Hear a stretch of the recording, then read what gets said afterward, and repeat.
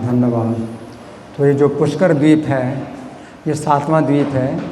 जो पृथ्वी है इसको सप्त द्वीपवती कहा जाता है। तो सप्त द्वीप और सप्त समुद्र तो इसमें वर्णन किया है, एक के बाद दूसरा। और 7वां द्वीप है पुष्कर द्वीप। तो पुष्कर द्वीप ये जो नाम पड़ा है कि पुष्कर के कारण, जिसमें कि कमल 10 करोड़ पंखुड़ियों वाला कमल है।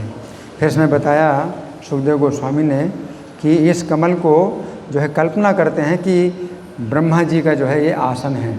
तो ये कमल वास्तव में ब्रह्मा जी का आसन नहीं है, वो ब्रह्मा जी का आसन तो ब्रह्मलोक में है कमल का आसन। लेकिन इस कमल में जो है वो कल्पना करते हैं कि ब्रह्मा जी हैं और उनकी आराधना करते हैं। और फिर कहा है कि आराधना के साथ साथ ये जो है मंत्र का भी उच्चारण करते हैं। तो मंत्र है ब्रह्मा जी की आराधना का मंत्र है, जिसमें यत्तत् कर्ममयम लिंगम। तो जिनका जो शरीर है वो कर्ममय है। तो प्रभुपाद समझा रहे हैं कि इनका शरीर कर्ममय है।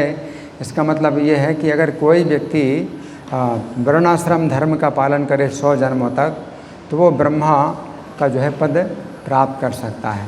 तो वर्णाश्रम धर्म का पालन करेगा लेकिन कुछ रजोगुण में ही करेगा, तो जो है वो ब्रह्मा का पद प्राप्त कर सकता है। तो इसलिए इनको कर्ममयम लिंगम इनको कहा जाता है। फिर दूसरा शब्द है ब्रह्मा जी के लिए ब्रह्मलिंगम।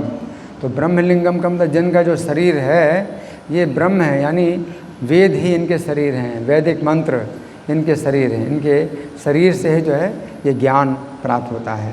जनोर्चयेत, जनोर्चयेत का मतलब है कि व्यक्ति को इनकी अर्चना करना चाहिए, इनकी पूजा करनी चाहिए। क्यों पूजा करनी चाहिए?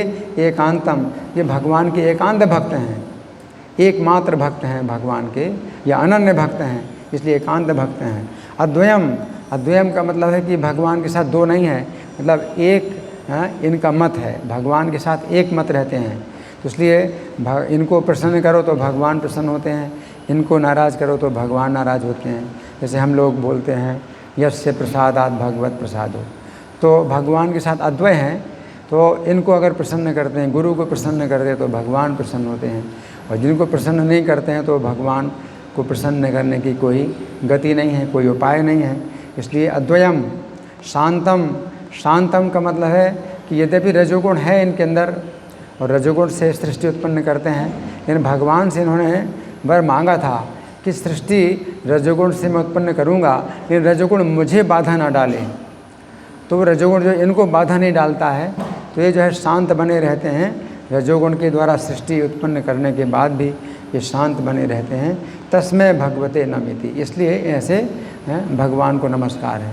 तो यहाँ भगवान प्रभुपाद जी समझा रहे हैं कि भगवान ब्रह्मा जी को क्यों कहा जाता है, क्योंकि हम लोग रोज़ बोलते हैं साक्षाधरित्व ने समस्त शास्त्र उक्तस, सब शास्त्रों ने इनको जो है साक्षाधरी कहा है।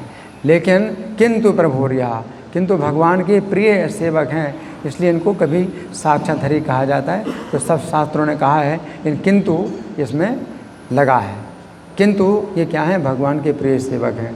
तो भगवान के प्रिय सेवक को भी भगवान कहा जाता है, तस्मै भगवते नमः। तो ये जो श्लोक है इसी प्रकार का है जैसे गुरुवाष्टकम हम रोज़ गाते हैं, वंदे गुरु श्री चरणारविंदम। तो गुरु के चरणारविंद की हम जो है वंदना करते हैं। तो ये हम रोज़ मंगल आरती गाते हैं। तो इन लोगों की मंगल आरती यही है, यही गुरुवाष्टकम है, तस्मै भगवते नमः।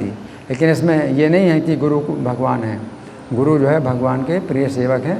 तो ब्रह्मा जी के ये जो निवासी हैं पुष्कर द्वीप के, ब्रह्मा जी के इतने निकट हैं कि उनको ही गुरु मान करके उनसे जो है ये भगवान का ज्ञान प्राप्त करते हैं। हरे कृष्ण। कभी कभी ऐसा होता है, थोड़ा सा ऐड कर